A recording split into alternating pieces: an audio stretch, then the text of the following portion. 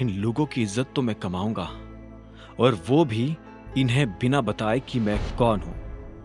अभिनव ने अपने आप से कहा और एक गहरी सांस लेकर नौकरों के कमरों की तरफ बढ़ने लगा।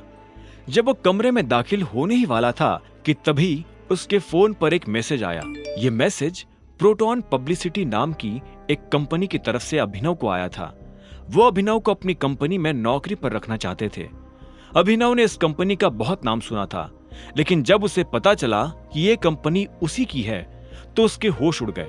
उसने सपनों में भी नहीं सोचा था कि वो इतनी बड़ी कंपनी का मालिक हो सकता है।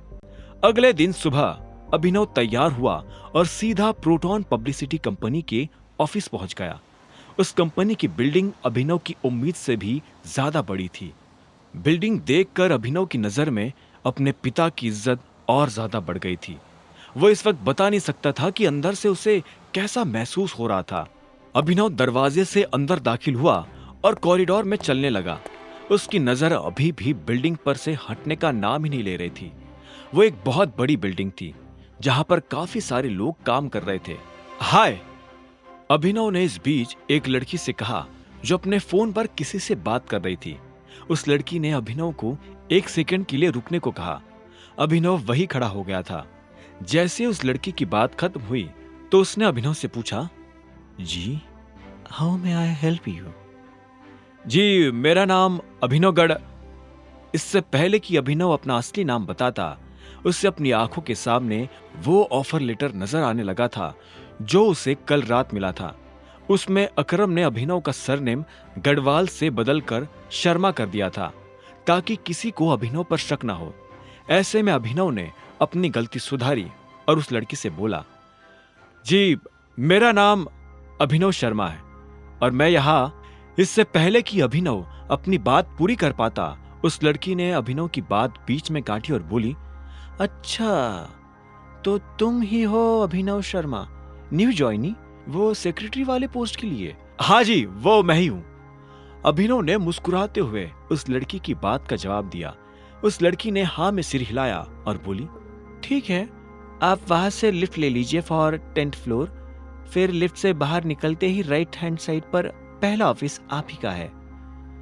यहाँ जितने भी सेक्रेटरीज काम करते हैं उनका ओवरऑल हेड आपको वहीं पर मिलेगा।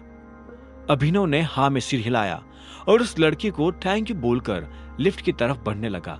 जब वो लिफ्ट की तरफ जा रहा था तो वहां काम करने वाले बाकी लोग उसे घूरते हुए देख रहे थे।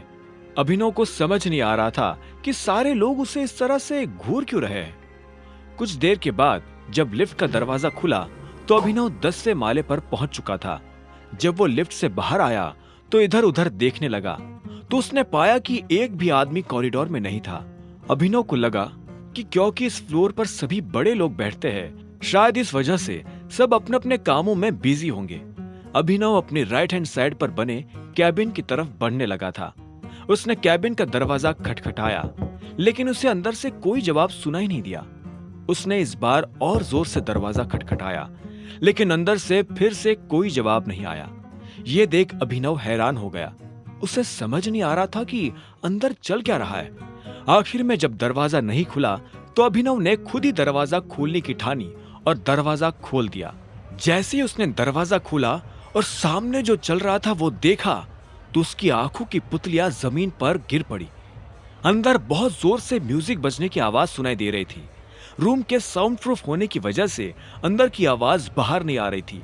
वो एक बड़ा सा हॉल था जिसमें ज्यादातर जगहों पर अंधेरा था और कहीं कहीं पर रंग बिरंगी लाइट्स लगी हुई थी। हर तरफ शराब की बोतल्स और खाने की चीजें बिखरी पड़ी थी और अंदर मौजूद लड़के लड़कियां उस तेज म्यूजिक पर सब कुछ भूलकर नाचते जा रहे थे। अभिनव को अपनी आंखों पर विश्वास ही नहीं हो रहा था। उसने फिर से दरवाजे के बाहर झांक कर देखा। वो ये देखना चाहता था कि वो किसी कंपनी में था या फिर क्लब में। आखिर में उसने दरवाजा बंद किया और अंदर दाखिल हो गया। अभिनव अंदर आ गया। इस बात की किसी को भी भनक नहीं लगी। अभिनव को समझ नहीं आ रहा था कि उन लोगों ने उसके पापा की कंपनी को क्लब क्यों बना दिया। अभिनव इधर उधर देखने लगा।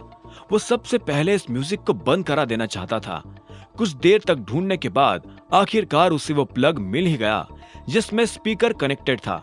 अभिनव इन लोगों को सबक सिखाना चाहता था ऐसे में वो प्लग के पास गया और उसे खींच दिया। जैसे ही म्यूजिक बंद हुआ तो सब लोग जैसे फिर से होश में आ गए। सभी के पैर रुक गए और एक आदमी ने चिल्लाते हुए कहा, अबे किसने बंद किया म्यूजिक? कौन है तू और अंदर कैसे आया? अभिनव ने उसे ध्यान से देखा और वो उसे पहचान गया। अभिनव ने बड़े प्यार से उस लड़के से पूछा, पहले आप बताइए कि आप कौन हैं? अभिनव का यह सवाल सुन वो लड़का गुस्से भरी नजरों से उसे देखने लगा। आगे की कहानी जानने के लिए देखें अगला एपिसोड सिर्फ पॉकेट एफएम के यूट्यूब चैनल पर, और द रिटर्न ऑफ टाइगर के सारे एपिसोड्स को सुनने के लिए डिस्क्रिप्शन में दी लिंक से डाउनलोड करें पॉकेट एफएम ऐप।